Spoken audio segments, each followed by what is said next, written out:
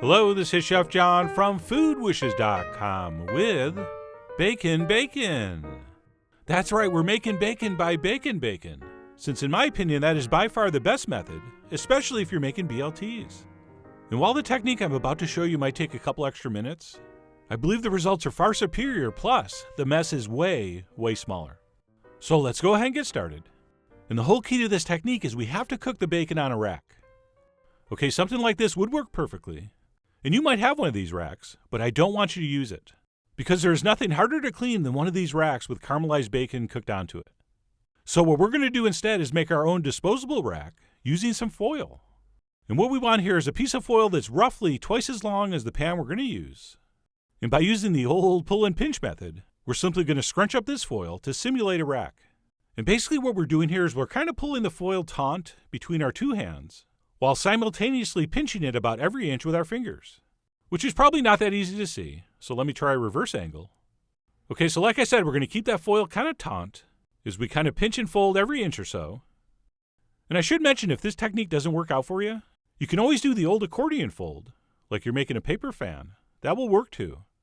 But I will admit, I am partial to the old pull and pinch.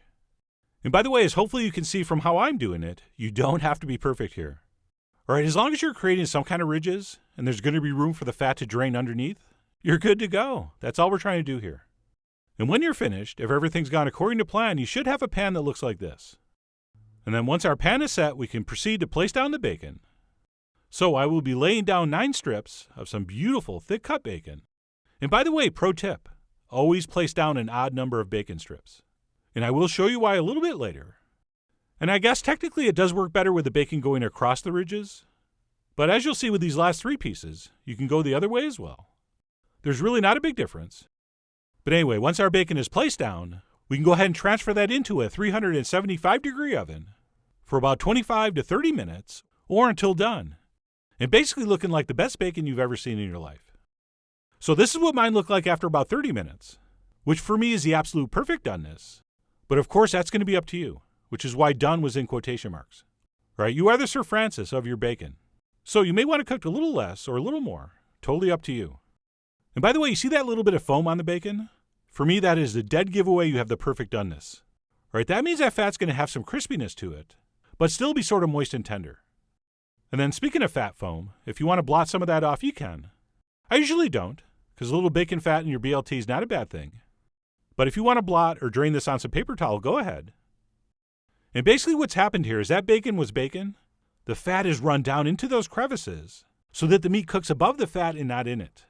And not only does that produce a very even doneness, but what I think is a superior texture. Okay, we get a beautiful crisp strip, but it is not dry. It is still nice and tender and succulent. Oh, and that reminds me, that's why you always want to do an odd number of strips, so that we can eat one and still have an even number of strips for each sandwich. So that's just nothing more than using math to your advantage. But anyway, once we're done baking our bacon, I highly suggest we make BLTs. And the real secret to a perfect BLT is that there's no secret. As long as you're using toast, a lot of mayonnaise, lettuce, super ripe tomatoes, and bacon cooked like this, you are literally going to be eating the perfect BLT. And just to prove that, let me cut this in half and show you. And right here you can see the classic recommended layering. It's always lettuce first, then bacon, then tomato. Check it out. Even the vegans in the audience are like, damn, that's good looking. So anyway, that's it. Bacon.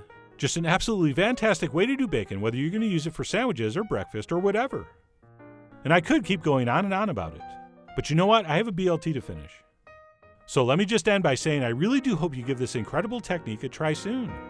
So head over to foodwishes.com for all the ingredient amounts and more info as usual.